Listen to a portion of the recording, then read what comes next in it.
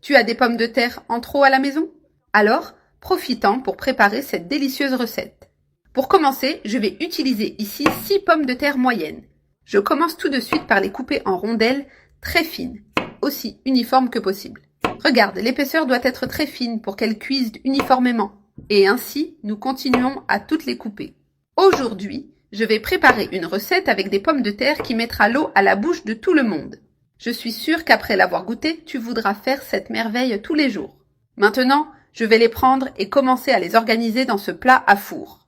Nous plaçons une couche au fond du moule en les répartissant bien. J'ai déjà placé la première couche et je vais la mettre de côté pour un instant. Maintenant, dans un bol, je vais ajouter 200 g de crème fraîche. Nous allons préparer une sauce délicieuse pour donner cette touche spéciale à notre recette. Cette sauce est incroyable et se marie parfaitement avec les pommes de terre. Ensuite, j'ajoute 3 gousses d'ail finement hachées.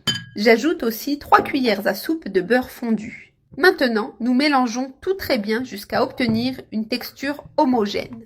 La crème fraîche associée à l'ail et au beurre crée une sauce super crémeuse et savoureuse. Maintenant, je vais prendre cette crème et la verser sur les pommes de terre, en l'étalant bien pour couvrir toute la surface. Nous divisons la sauce en veillant à bien imprégner toutes les pommes de terre. Avec l'aide d'une cuillère, nous répartissons bien la crème. Ainsi, chaque couche absorbera toute cette saveur merveilleuse. Maintenant, nous assaisonnons avec du sel selon le goût. Ensuite, nous ajoutons un peu de poivre noir pour rehausser la saveur. Cette touche fait vraiment la différence dans le résultat final. Si tu le souhaites, tu peux aussi ajouter de la noix de muscade ou un autre assaisonnement de ton choix.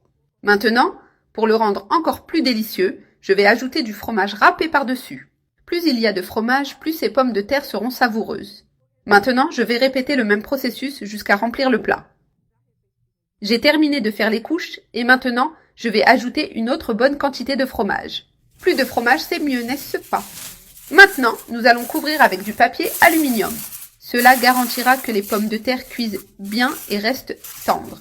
Assure-toi de bien sceller les bords pour que la vapeur aide à la cuisson. C'est prêt.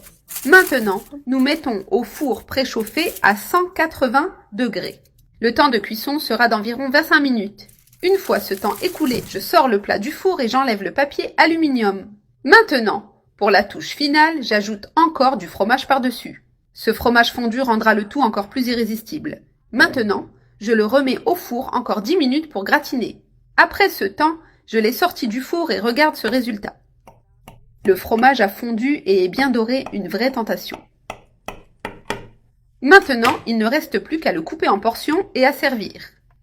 Cette recette est tout simplement irrésistible.